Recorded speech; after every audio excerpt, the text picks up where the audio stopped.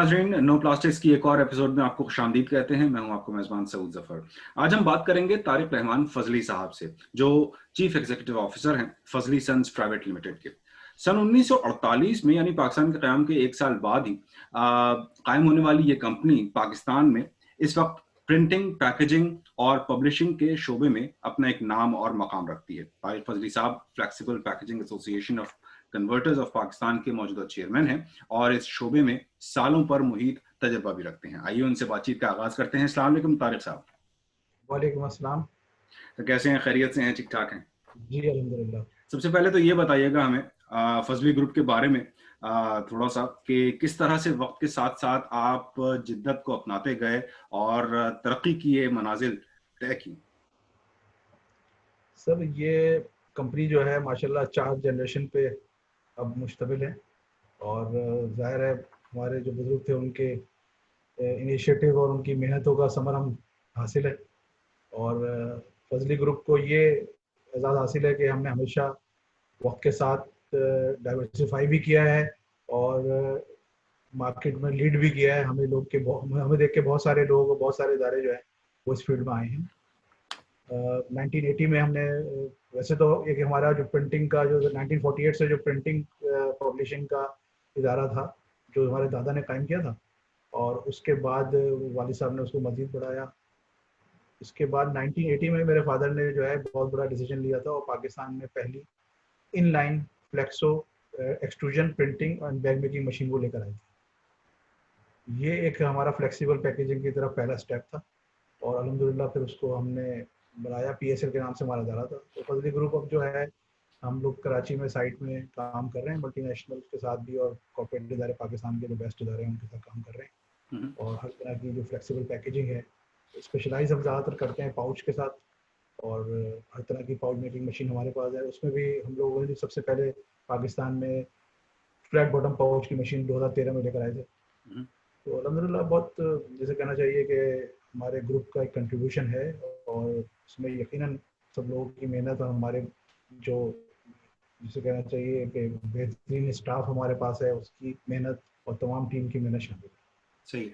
ये बताइएगा तारिक साहब कि तो पाकिस्तान की जो इस वक्त फ्लेक्सिबल पैकेजिंग इंडस्ट्री है, इसकी मौजूदा सूरत हाल को आप किस तरह से देखते हैं? क्या हालात बेहतर हैं इस इंडस्ट्री के लिए आने वाले दिनों में, खास तौर पर जो ये मौजूदा सूरत हाल चल रही है पूरी दुनिया में, कोविड-19, लॉकडाउन, इसके बाद जो सूरत हाल बनी है पूरी दुनिया में, क्या समझते हैं इस बारे में, पाकिस्तान की फ्लेक्सिबल इंडस्ट्री के बारे में? कोविड पे तो मैं बाद में बात कर लूँगा। अभी जो अगर आप पाकिस्तान की फ्लेक्सिबल पैकेजिंग की बात करते हैं तो पाकिस्तान में अल्हम्दुलिल्लाह इस वक्त पिछले सालों में, गुज़िश्ता 10 सालों में बेपनाह इन्वेस्टमेंट हुआ है और फिल्म मेकिंग से लेके प्रिंटिंग और हर तरह की जो फ्लेक्सिबल पैकेजिंग है उसमें मैसिव किस्म का इन्वेस्टमेंट हुआ है, जिसका बहुत अच्छा रिजल्ट ये आया है कि तकरीबन तमाम तरह की जो फ्लेक्सिबल पैकेजिंग की नीड है अब वो हमारे लोकल इंडस्ट्री जो है उसको फुलफिल कर रही है। और मज़ीद ज़ाहिर है ये टेक्नोलॉजी जो फ्लेक्सिबल पैकेजिंग है इसमें डे बाय डे इनोवेशन हो रहा है और नई नई चीज़ें आ रही होती हैं। मगर जहाँ तक टेक्नोलॉजी का ताल्लुक है, हर तरह की जो top of the line technology है पाकिस्तान में वो अवेलेबल है।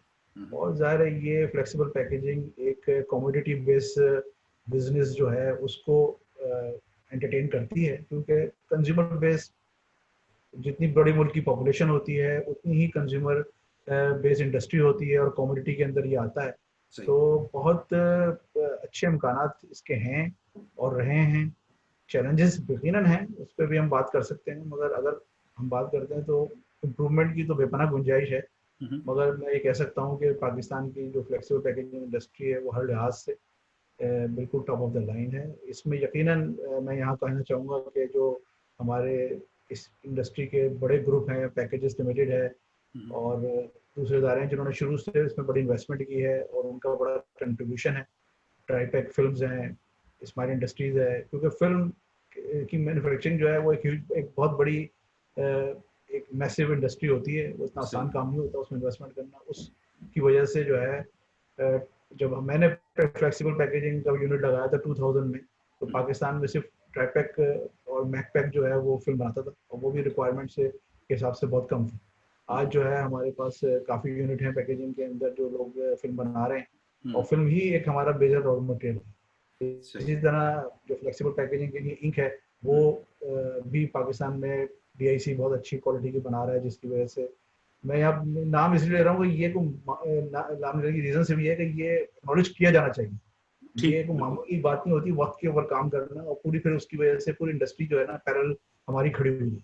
हम्म। तो ये एक्नॉलेज होना चाहिए, हम्म। बिल्कुल इसको हमें एक्नॉलेज करने की जरूरत है। अच्छा, आपने टेक्नोलॉजी की बात की, उसके बाद रॉ मटेरियल का भी आपने जिक्र किया। रॉ मटेरियल के बारे में जानना चाहेंगे, क्या बासानी दस्तयाब होता है? असल में सर आसानी जो है ना वो लफ्ज पाकिस्तान जैसे मुल्क की बदकिस्मती है कि जो मेन रीजन है प्लास्टिक्स के वो पाकिस्तान में ज़ाहिर इम्पोर्ट होते हैं, आपके इल्म में आएगा। हम्म। और वही एक हमारे लिए बड़ा एक हमें हमारे जो इंडस्ट्री है उसके लिए चैलेंज होता है, क्योंकि इम्पोर्टेड रॉ मटेरियल की वजह से डॉलर उसके ऊपर इम्पैक्ट डालता है, और उसकी वजह से प्राइस पाकिस्तान की इकॉनमी का आपको मालूम है डॉलर मुसलसल मूव होता रहता है, तो जी। प्राइसेस जो हैं वो स्टेबल नहीं होती, तो ये एक चैलेंज होता है। फिर और भी मार्केट टैक्टिक्स और पाकिस्तान की SRO कल्चर और दूसरी ऐसी चीज़ें हैं, मैं उसके बारे में क्या आपको बताऊं कि जिसकी वजह से मैं वाहिद नहीं हूँ, तकरीबन लोग जो इंडस्ट्री में हैं वो इससे हैप्पी नहीं है। हम्म। रॉ मटेरियल एक अभी भी चैलेंज है, यकीनन पहले के वाले के मुकाबले में तो हम कह सकते हैं कि बहुत ईजी हो गया है।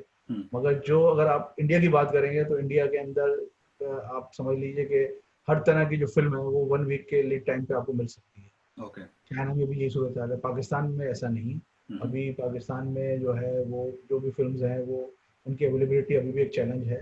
हम्म। क्वालिटी फिल्म अवेलेबल है मगर टाइम और बहुत सारे फैक्टर ऐसे हैं, प्राइस जो कि उतनी फेवरेबल नहीं है जो कि होनी चाहिए। सही है। अच्छा, आपने पड़ोसी मुल्क की बात की, इंडिया की, उस हवाले से भी हम ज़रूर इस पे अपने डिस्कशन में उसको भी टच करेंगे टॉपिक को, लेकिन फ्लेक्स पैक का जो रोल है, flexible packaging association converters of Pakistan, इसके बारे में ज़रा बताइएगा। किस तरह से मकामी इंडस्ट्री को हम, अपनी जो लोकल इंडस्ट्री है उसको किस तरह से उसकी स्किल्स डेवलप की जा सकती हैं, लोगों को किस तरह से ट्रेन किया जा सकता है, खासतौर पर यूथ को, जॉब्स मजीद किस तरह से क्रिएट की जा सकती हैं, क्योंकि इंडिया का जो जिक्र किया था तो पड़ोसी मुल्क तो ये सारे काम कर रहा है। अ, सर बात देखें, पाकिस्तान में बहुत सारी चीज़ें ऐसी हैं जो कि वक्त पे नहीं हुई हैं, और उनके ना होने की वजह से आज हम ऐसे मझधार पे खड़े हुए हैं कि जहाँ पर कुछ समझ में नहीं आता कि क्या चीज़ पहले शुरू की जाए, क्या चीज़ बाद में शुरू की जाए।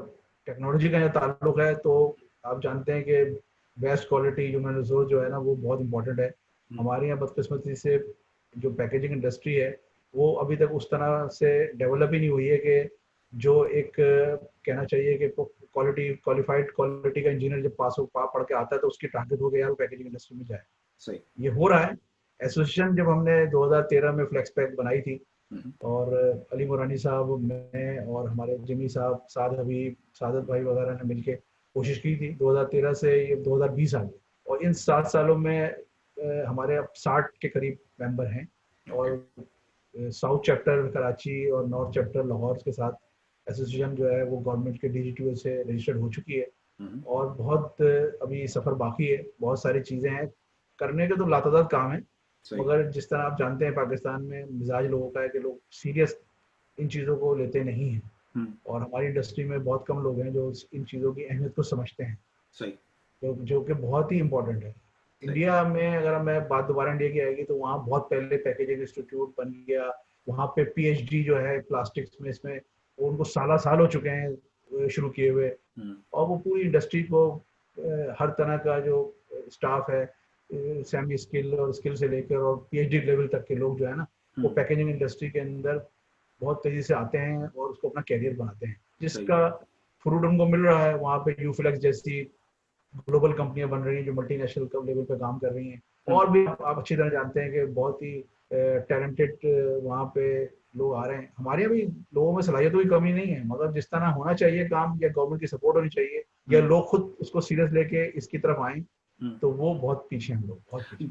गवर्नमेंट की सपोर्ट की बात की आपने तारिक साहब, तो गवर्नमेंट की सपोर्ट किस तरह से, जो पाकिस्तान की जो पैकेजिंग इंडस्ट्री की बेहतरी है उसके लिए अभी तक कोई गवर्नमेंट की तरफ से सपोर्ट मिली है, या मजीद मिलने की कोई उम्मीद है आगे आने वाले दिनों में? सर गवर्नमेंट बहुत तरीक़ों से सपोर्ट कर सकती है और हमने कोशिशें भी की हैं।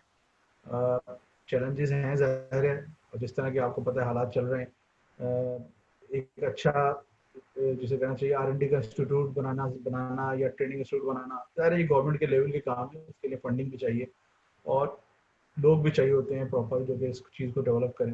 तो एसोसिएशन के लेवल पे हम कोशिश कर रहे हैं और करेंगे इंशाल्लाह कि कुछ ऐसा कोई मामला बन जाए कि हमारे फ्लेक्सिबल पैकेजिंग की लेवल पे हम एक ऐसा इस तरह का इदारा बना सकें जो कि नए स्किल लोगों को लेकर आ सके और पूरी प्रॉपर ट्रेनिंग वगैरह दे सकें। आपने इतना अरसा इस इंडस्ट्री में गुजारा है, आपका एक तजुर्बा है, आपका एक मकाम है, आपका नाम है। हम ये भी आपसे जानना चाहेंगे, आजकल के ज़माने के हिसाब से बात करें तो ई कॉमर्स का ज़माना है। ई कॉमर्स में आप पहले, वही अली मुरानी साहब से भी बात हुई थी तो वो भी यही कह रहे थे कि पहले प्रोडक्ट के पास चल के कस्टमर जाता था, अब कस्टमर जो है वो प्रोडक्ट अपने पास मंगवा रहा है। तो ई कॉमर्स के हवाले से क्या आप समझते हैं पैकेजिंग इंडस्ट्री को मजीद बढ़ने में मदद मिल सकती है? यहाँ वही बात मैं अभी आपको अर्ज करूंगा जो कोविड की आपने पहले सवाल किया था ना, जी जी जी जी। अगर हम इट कोविड इज और ऑल पोस्ट कोविड, इंटरकनेक्टेड। जी जी जी, कोविड और पोस्ट कोविड को हम देखते सिनेरियो को, तो हम्म। पाकिस्तान ही नहीं बल्कि तमाम दुनिया में फ्लेक्सिबल पैकेजिंग के जो नंबर्स हैं वो इस पीरियड में ग्रोथ में गए हैं। और हमारे भी जो हमारे पास जो इंफॉर्मेशन है वो बिल्कुल यहाँ पे भी इसी तरह है। और उसकी जो बहुत बड़ी रीज़न है वो ज़ाहिर है यही है कि जो कन्वेंशनल सोर्सेस होते थे किसी भी चीज़ों को रिसोर्स करने के, वो लिमिटेड हो गए हैं और ऑनलाइन ई कॉमर्स जो है ना वो बढ़ रहा है। तो ये भी एक बहुत बड़ा फैक्टर है। और ज़ाहिर है गवर्नमेंट की पॉलिसीज़ जो हैं इस तरफ ये है कि जो पैकेजिंग है वो को जो लूज़ चीज़ें बिकती थी, जैसे कि आप देखें पहले मसाले, चावल, अब इस तरह की लेजिस्लेशन हो रही है कि इस तरह की तमाम चीज़ें जो फूड आइटम है वो प्रॉपर पैक होके बिक रही हैं। तो ये सही सारी चीज़ें ऐसी हैं जो फ्लेक्सिबल पैकेजिंग जो है उसकी डिमांड तो ग्रोथ बढ़ रही है। सही। और डबल डिजिट में इसकी ग्रोथ लोग कहते हैं कि है और बिल्कुल होगी। बाकी जो अगर हम देखते हैं शॉर्टेजेस या उसके हवाले से, तो कोई ऐसी नहीं है शॉर्टेजेस वगैरह यहाँ पे पाकिस्तान में। अगर हम देखते हैं फूड पैकेजिंग में, तो उसकी रीज़न यही है कि पूरी जो FMCG इंडस्ट्री हमारी है वो इक्विप्ड है और तमाम तरह के जो रॉ मटेरियल हैं वो अवेलेबल हैं। और ये हर लिहाज से मैं समझता हूँ कि बहुत अच्छी बात है कि हमने इसको पूरी तौर पे सपोर्ट किया है और अपने तमाम तरह की प्रोडक्शंस जो है ना उनको अलाइन किया है। सही है सर, बहुत ज़बरदस्त गुफ्तगू रही है। अगर आप कुछ मज़ीद इसमें ऐडअप करना चाहें और ख़ास तौर पर जाते जाते नो प्लास्टिक्स के इस प्लेटफॉर्म के हवाले से कुछ कहना चाहें, कोई राय देना चाहें, तो you are most welcome. Sir no plastic मैंने पहले भी दूसरे भी लोग इंटरव्यू सुने, बहुत अच्छा है क्योंकि ज़ाहिर है इस तरह से इंटरेक्शन बढ़ती है चीज़ों के बारे में, आपका विजन इम्प्रूव होता है और आप ये बहुत अच्छा काम कर रहे हैं। मैं समझता हूँ उसको जारी रहना चाहिए। इमरान रहमान साहब को भी इसे क्रेडिट जाता है कि उन्होंने इसको शुरू किया है। और बाकी जहाँ तक चीज़ें आपने कहा कि मैं क्या करूँ वो करूँ, तो वो बहुत सारी चीज़ें थे, लातादार चीज़ें हैं। सबसे पहले चीज़ तो यही है कि सीरियस होकर हमें सोचना चाहिए, मिलके ही काम कर सकते हैं आप, टीम वर्क में ही काम हो सकता है, इंडिविजुअल जो है ना लोग नहीं काम करते। यही मेरा लोगों का कहना है कि भाई लॉन्ग टर्म में इसको सोचें और एसोसिएशन को सपोर्ट करें, क्योंकि आप जब मिल के बैठते हैं तो कोई ना कोई रास्ता बन जाता है। और पाकिस्तान की तरक्की इसी में है कि हम सब मिल के मुत्तहिद होकर काम करें। सही।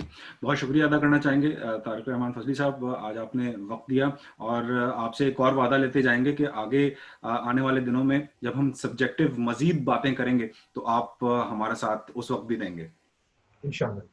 थैंक यू वेरी मच, बहुत शुक्रिया। नाज़रीन, आपको आज का एपिसोड कैसा लगा, इसके बारे में हमें फीडबैक ज़रूर दीजिएगा। हमारे यूट्यूब चैनल को लाइक और सब्सक्राइब ज़रूर कीजिए। आप सऊद ज़फ़र को इजाज़त दीजिए, अपना बहुत ख्याल रखिएगा। फिर अनकरीब आपसे मुलाकात होगी। अल्लाह ने के बाद।